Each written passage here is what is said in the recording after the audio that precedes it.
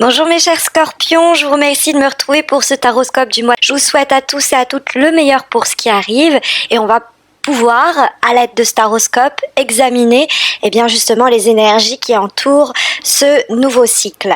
Alors, la première énergie que nous avons est représentée par la carte du 8 de bâton, bien aspectée, c'est-à-dire qu'elle se trouve dans les aspects positifs, ce qui va nous être favorable pour le mois de novembre. Alors, les bâtons sont des cartes d'action concrètes qui ont des effets et des conséquences dans notre vie du quotidien, et elle peut nous parler d'actions rapides, de mouvements tout aussi susceptibles d'être promptes à réaliser. Pareil pour les initiatives, parce que c'est une carte qui nous parle d'avoir engagé des démarches dont on attendait en tout cas des nouvelles. Ça peut être des réponses qui nous sont délivrées par des instances supérieures, ça peut être des personnes à qui on a envoyé des demandes et on attend leur décision. Et le 8 de bâton nous dit que ça va se faire rapidement, hein, si on attend réponse, ça va arriver ce mois-ci. Ça peut être des anciennes actions qui ont été mises en place et dont on attendait les retombées, et le mois permettre d'apporter les réponses, les feux verts que l'on attendait, hein, parce que le 8 de bâton peut nous signaler que avant cette période d'arrivée des nouvelles, on pourrait être dans une période en suspens où on a fait tout ce qu'on pouvait. On a été frappé à toutes les portes, on a rempli tous les formulaires, on a envoyé tous nos messages, on a mené toutes les discussions essentielles et nécessaires pour permettre d'aller de l'avant, et on pourrait pendant une période être frustré avec un ras-le-bol de attendre encore et encore. Mais comme je vous disais, le 8 de bâton nous dit que les nouvelles qui justement tardent à se faire connaître vont arriver. Il suffit de laisser faire le temps. On se sent peut-être prêt à nous lancer, et on est peut-être un petit peu frustré de voir que les choses ne vont pas aussi vite qu'on le voudrait, mais ce n'est pas pour autant qu'il faut presser la situation, c'est-à-dire relancer les personnes concernées. Il faut attendre que ces personnes, que ces instances reviennent vers nous. Nous, sur le plan affectif, par exemple, on se sent prêt à officialiser une relation, à à présenter notre partenaire à notre famille, etc. Mais on sent que l'autre est plutôt tiède à cet égard.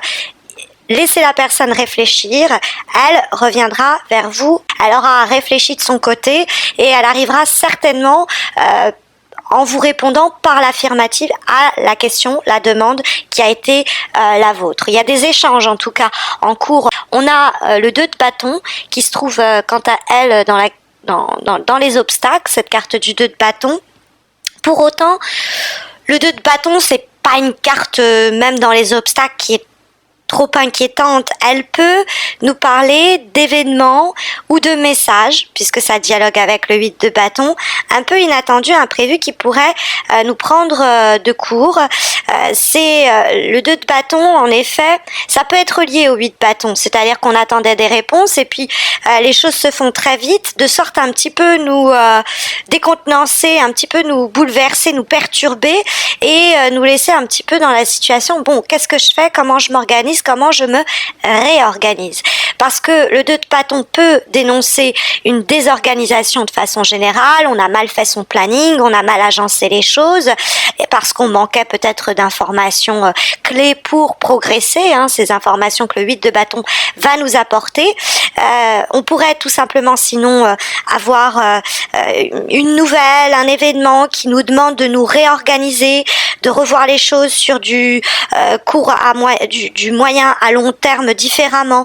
On se dit il faut changer ceci, il faut changer cela pour saisir cette opportunité qui pourrait surgir, ou ne pas rater le coche parce que on s'était pas préparé et que ça nous prend comme ça par surprise.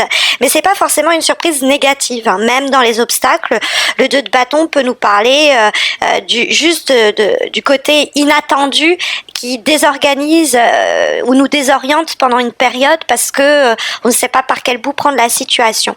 Après, le 2 de bâton, il y a toujours sur un plan concret avec cette carte-là l'idée de démarrer un nouveau cycle. Alors ça peut être une relation qui qui met du temps à vraiment prendre une direction claire. Et puis quand on y va, ça nous fait un petit peu peur. On est peut-être face à certaines personnes qui ont peur de découvrir une nouvelle manière d'appréhender la relation que vous avez avec elle, parce que c'est l'idée de pénétrer des terres inconnues. Hein, la carte du 2 de bâton, quand elle est dans les obstacles, c'est justement le côté je sais pas où je mets les pieds qui pourrait un peu m'inquiéter, parce que on aurait préféré tout bien anticiper, et qu'on se retrouve avec des événements un peu de dernière minute qui nous demandent donc de repenser un peu le projet, ou de repenser la situation, la nature des rapports, etc. Mais c'est une attitude qui peut être un petit peu compliquée à adopter. Pour autant, elle est encouragée. C'est-à-dire que comme on a le 4 de denier en haut qui vibre en termes de vibration et qui nous présente cette personne qui s'accroche faroucheusement à sa pièce d'or, le 4 de denier nous parle justement d'une forme de résistance au changement, l'idée de s'accrocher à ce que l'on connaît. Et c'est quelque chose qui va être dénigré, si je peux me permettre, par les cartes. C'est-à-dire que le 4 de denier peut être une force négative, dans le sens où on s'accroche à ce que l'on connaît. Hein, l'idée de la peur de pénétrer un peu de nouvelles terres, ou de replanifier un projet pour lequel on avait déjà engagé des démarches. Parce que pourquoi on s'accroche à ça? Parce que on en dépend un petit peu. Ça nous rassure, forme de parachute. Mieux vaut une situation connue qui n'est pas épanouissante qu'une situation inconnue. On préfère rester dans ce que l'on connaît plutôt que tenter sa chance. Hein. C'est le 4 de denier, il évalue tout et il veut pas prendre des risques sans savoir où il met les pieds. Mais ce type de comportement prôné par le 4 de denier va être critiqué en comparaison avec le reste du tirage qui nous dit attention, on pourrait avoir un comportement un petit peu conservateur, avoir peur des nouveaux paris que la situation génère, et résister au changement qu'elle suppose par besoin de contrôle. On est trop préoccupé par la sécurité de ceci, on s'accroche trop à cela, alors que justement c'est ce comportement, cette attitude qui devient contre-productif ou contre-productive. En fait, c'est souvent des peurs, hein, des craintes, des angoisses, de l'anxiété vis-à-vis peut-être de ces événements un peu qui nous prennent de court. Mais le 4 de denier nous dit ne nous accrochons pas à ceci ou à cela par matérialisme, par conservatisme, par juste l'idée d'avoir peur de se jeter un peu dans le vide, parce qu'il y a une grande satisfaction à la clé. Hein, nous dit le 9 de coupe sur la direction que prennent les choses. Le 9 de coupe, bon, c'est les gobelets d'or, donc ça nous parle plus de l'aspect émotionnel, voire relationnel, mais c'est vrai que c'est la victoire sur les difficultés, et c'est la réalisation d'un souhait qui nous tenait à cœur depuis quelque temps déjà. C'est obtenir ce vers quoi on était tendu, et c'est une opportunité pour mettre en marche ce projet, ce dessein, ce désir. On va pouvoir foncer, c'est le moment d'agir, de se réaliser, quoi. Donc par exemple sur le plan relationnel, c'est une relation qui passe un nouveau cap. On peut avoir même quelque chose sur le plan charnel avec le 9 de coupe, parce que c'est une carte très épicurienne. Donc c'est les plaisirs sensuels, c'est les plaisirs simples, mais ça nous apporte en tout cas une stabilité émotionnelle, ou en tout cas un certain confort sur le plan des sentiments. Et il y a cette idée de succès, de réalisation que l'on obtient. Donc il y a vraiment l'idée, il faut pas avoir les yeux plus gros que le ventre, que à partir du moment où on a ces feux verts que l'on reçoit, qui peuvent nous désorganiser, il faut pas s'accrocher à nos anciennes habitudes, et au contraire embrasser, épouser les bénéfices que la situation en question peut et va nous apporter. En avant-dernière énergie, nous avons une carte issue d'un oracle, celui du Tao, et nous avons la carte de la paix, ici. Cette carte de la paix est quand même très encourageante. Il y a une satisfaction, hein, nous dit le tirage à la clé. Alors, il y a sans doute aussi l'idée que ça va peut-être permettre de apaiser certaines craintes, certaines angoisses que la situation pourrait suggérer, elle pourrait créer. Mais c'est vrai que c'est une carte qui nous dit bon bah il y a peut-être des choses pour lesquelles on s'est inquiété ou on pourrait s'inquiéter parce que justement on ne peut pas les contrôler, hein. On revient à ce 4 de denier, des événements qui nous prennent un peu par surprise et on se retrouve un petit peu perdu dans les détails. Il y a quelque chose comme ça qui restreint notre vision ou notre compréhension et appréhension de la situation. Et ça peut être le manque d'équilibre, les peurs internes, la résistance au changement, etc. Donc la carte de la paix nous dit qu'il y a une possibilité pour une meilleure compréhension de la situation, des efforts qui vont nous être profitables, des rêves que l'on peut atteindre et ceux que l'on doit aussi abandonner.